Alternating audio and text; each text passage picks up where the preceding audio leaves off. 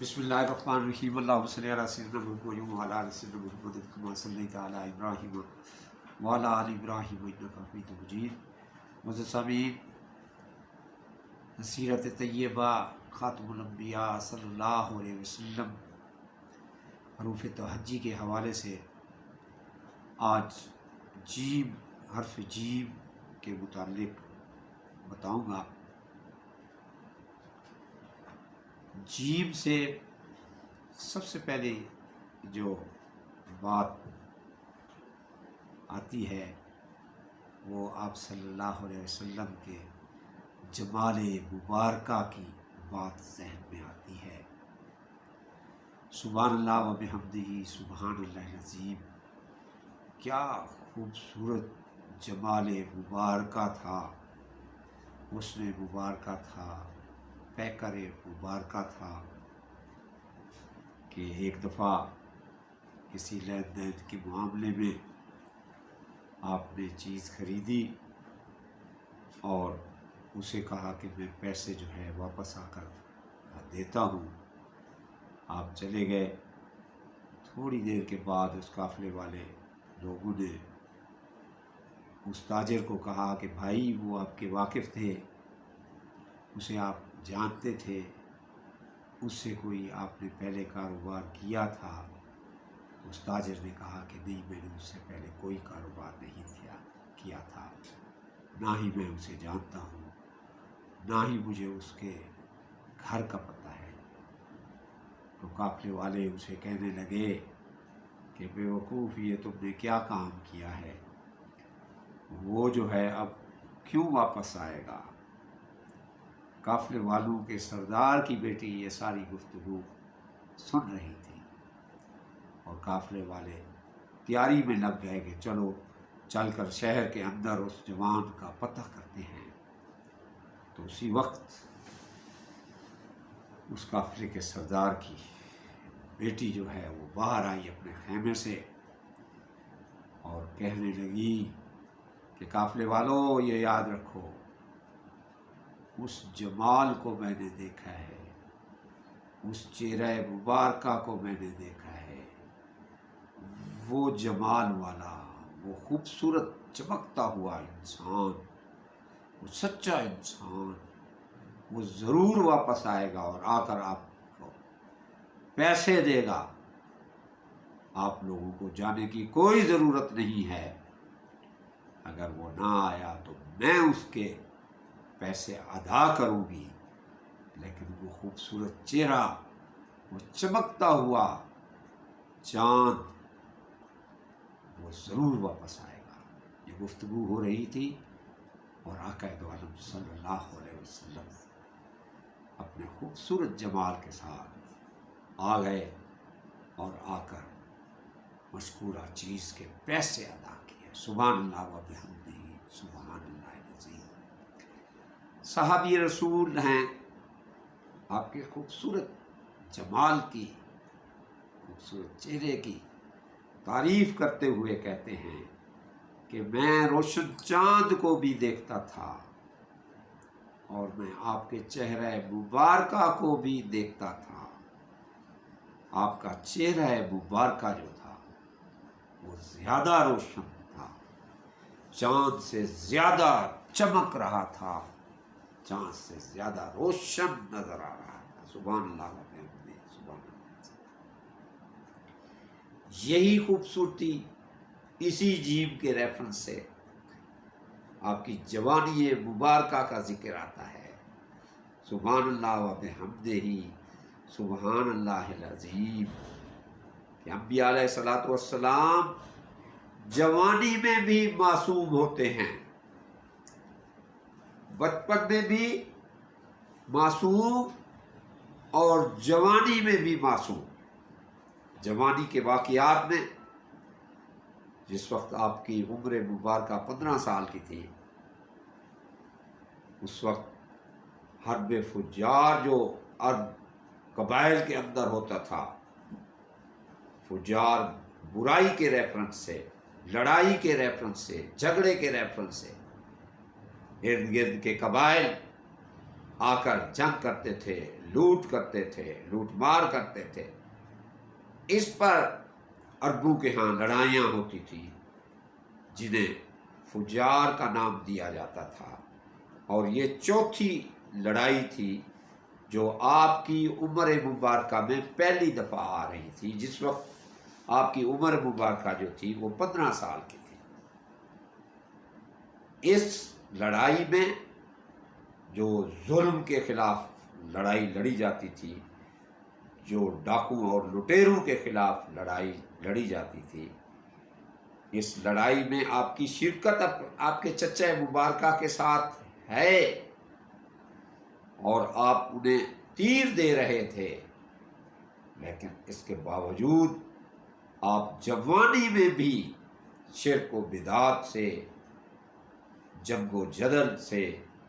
لوٹ مار سے، بت پرستی سے نفرت کرتے تھے، اور بچپن میں بھی جب آپ کو آپ کے چچا آپ کو عربوں کے میلے کی طرف لے جاتے تھے تو اس وقت بھی آپ کو نیند آ جاتی تھی، آپ ہر قسم کی جاہلیت کی رسومات سے ہمیشہ پاک رہتے تھے۔ اور پھر یہ دیکھیں کہ نبوت سے پہلے آپ کو صادق و امین کہا جاتا تھا، کہ آپ وہ شخصیت تھے جن کو صادق کہا جاتا تھا، سچا کہا جاتا تھا، اور آپ نے اپنی تعلیمات میں بھی جھوٹ کو لعنت قرار دیا، جیم کے ریفرنس سے جھوٹ کو لعنت قرار دیا، اور جھوٹ کو برائیوں کی جڑ قرار دیا۔ ایک شخص آپ کے پاس آیا، اس نے کہا میرے اندر فلاں فلاں فلاں بیماریاں، برائیاں ہیں، تو ایک برائی چھوڑوں گا، آپ بتائیں؟ تو آپ نے اس کو کہا کہ جھوٹ بولنا چھوڑ دو۔ تو جب وہ گھر واپس گیا اور جا کر اس نے پھر جو ارادے کیے، جس قسم کا ارادہ کیا، لیکن ذہن کے اندر یہ بات آ جاتی تھی کہ میں نے وعدہ کیا ہے کہ میں جھوٹ نہیں بولوں گا، تو پھر اس برائی سے باز آ جاتا تھا، اور پھر صبح آ کر کہنے لگا یا رسول اللہ صلی اللہ علیہ وسلم،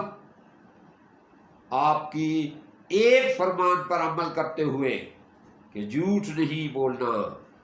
میں آج ساریاں برائیاں چھوڑ کر آیا ہوں، اور میں سچے دل سے لا الہ الا اللہ محمد رسول اللہ کا اقرار کرتا ہوں۔ یہ جھوٹ، یہ ایسی لعنت ہے، اور میں اکثر کہتا رہتا ہوں کہ سچ کا سب سے بڑا فائدہ یہ ہوتا ہے کہ شرمندہ نہیں ہوتا، انسان کبھی شرمندہ نہیں ہوتا، اور جھوٹ ہمیشہ رسوا کرتا ہے۔ اسی طرح جیم سے جہاد بھی آتا ہے، جو آپ کے مدنی دور کا ایک سنہری دور ہے، اور یہ یاد رکھیں جہاد لوٹ مار کا نام نہیں ہے۔ جنگ اور جہاد کا فرق ہی یہی ہوتا ہے کہ جنگیں کسی غرض کے لیے لڑی جاتی ہیں، جہاد صرف اللہ کے لیے کیا جاتا ہے، جہاد صرف کلمہ حق کے لیے کیا جاتا ہے، جہاد صرف کفر کو توڑنے کے لیے کیا جاتا ہے، جہاد جو ہے وہ نیکی کو قائم رکھنا اور برائی کو ختم کرنے کے لیے کیا جاتا ہے۔ آپ کی غزوات مبارکہ 27 آپ کی زندگی مبارکہ میں جو غزوات ہوئی، جو جنگیں ہوئی، آج جن میں آپ نے شرکت کی ان کو غزوہ کہا جاتا ہے، جن میں آپ نے شرکت نہ فرمائی ان کو سریہ کہا جاتا ہے۔ تو یہ جنگیں جو ہیں یہ آپ کی غزوات 27 اور باقی جو ہیں وہ تقریباً 47 سریے اور اس کے علاوہ کچھ جھڑپیں، یہ کلہم ملا کر جو ہیں یہ تقریباً جو ہیں 90 یہ واقعات بنتے ہیں۔ بعض مفسرین نے ان کو 100 بھی کہا ہے، اور عام طور پر یہی شمار ہوتا ہے کہ بڑے لڑائیاں جو ہوئی ان میں 27 آپ کی غزوات کے ریفرنس سے اور 47 صحابہ کے جنگوں کے ریفرنس سے۔ اور حیران کن بات یہ ہے کہ ان غزوات میں جو آپ کی لائف مبارکہ کے اندر آئی ہے ان میں کل جو ہے 297 صحابہ کرام جو ہے وہ شہید ہوئے ہیں۔ حیران کن بات یہ ہے، آپ کی تمام جنگیں جو ہیں وہ اصلاحی اور دفاعی کام کاج پر مبنی ہیں۔ جتنی بھی آپ کے دور میں یہ آئی ہیں تو اس ریفرنس سے جہاد کا ذکر بھی آئے گا۔ اسی ریفرنس سے ایک بات اور بھی کرتا رہا ہوں کہ جیم سے جادو بھی آتا ہے۔ یہ یاد رکھیں کہ اللہ رب العالمین کے نبی کے اوپر کسی قسم کا کوئی جو معاملہ آ رہا ہوتا ہے وہ امت کو سمجھانے کے لیے ہوتا ہے، ورنہ کسی امتی میں جرأت نہیں ہے کہ وہ اللہ کے محبوب کے اوپر کسی قسم کا کوئی وار کر دے۔ آپ کو یاد ہوگا جیم کے ریفرنس سے آپ کے جوتے مبارکہ وادی طیف میں خون سے سرخ ہو چکے تھے،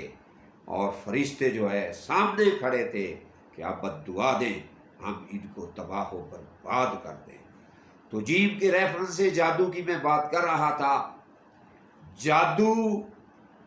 آپ صلی اللہ علیہ وسلم پر کرنے کی کوشش کی گئی، بیسیکلی یہ ہمارے لیے وہ طریقہ تھا، انسانوں کے لیے طریقہ ہوتا ہے جو نبی کے ذریعے سمجھایا جاتا ہے کہ اگر جادو ہو جائے تو اس کا توڑ جو ہے وہ موعظتین ہیں، وہ کل ہیں، وہ کلمات ہیں۔ اس طرح اس کا ذکر بھی تحریر میں ضرور لاؤں گا۔ اس کے علاوہ جیم کے ریفرنس سے جمعۃ المبارکہ کا بھی ذکر آتا ہے، جو اسلامی کیلنڈر میں اسلامی ہفتہ میں ایک سب سے متبرک دن آتا ہے، جس میں انسانوں کو جامع مسجد کے اندر جو ہے وہ نماز کے قائم کرنے کا جو ہے وہ حکم دیا گیا ہے، اور یہ بھی حکم دیا گیا ہے کہ جس وقت اذان ہو جائے اس وقت جو ہے فوری طور پر جو ہے وہ نماز کی طرف جائیں، اور اس کے بعد جو ہے وہ اللہ کا فضل تلاش کریں، اپنی معیشت کے لیے گھومیں پھریں۔ تو اسی طرح جیم کے ریفرنس سے جھولا کا ذکر بھی ضرور کروں گا، جو آپ بچپن میں جب آپ سویا کرتے تھے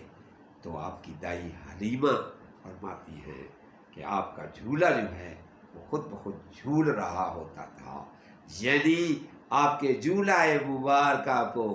فرشتے آ کر جھولا جھولاتے تھے۔ معزز سامعین، اللہ سے دعا یہ ہے کہ اللہ ہمارے اندر عشق محمد صلی اللہ علیہ وسلم پیدا کر دے، اور ہمارا اٹھنا بیٹھنا، چلنا پھرنا، گفتگو کرنا، سارا کا سارا عملی نمونہ آ جائے، جیسے اللہ کہتا ہے لَقَدْ كَانَ لَكُمْ فِي رَسُولِ اللَّهِ أُسْوَةٌ حَسَنَةٌ سبحان ربک رب العزت عما یصفون وسلام علی المرسلین والحمد للہ رب العالمین۔ اللہم صل علی محمد وعلی آل محمد کما صلیت علی ابراہیم وعلی آل ابراہیم انک حمید مجید۔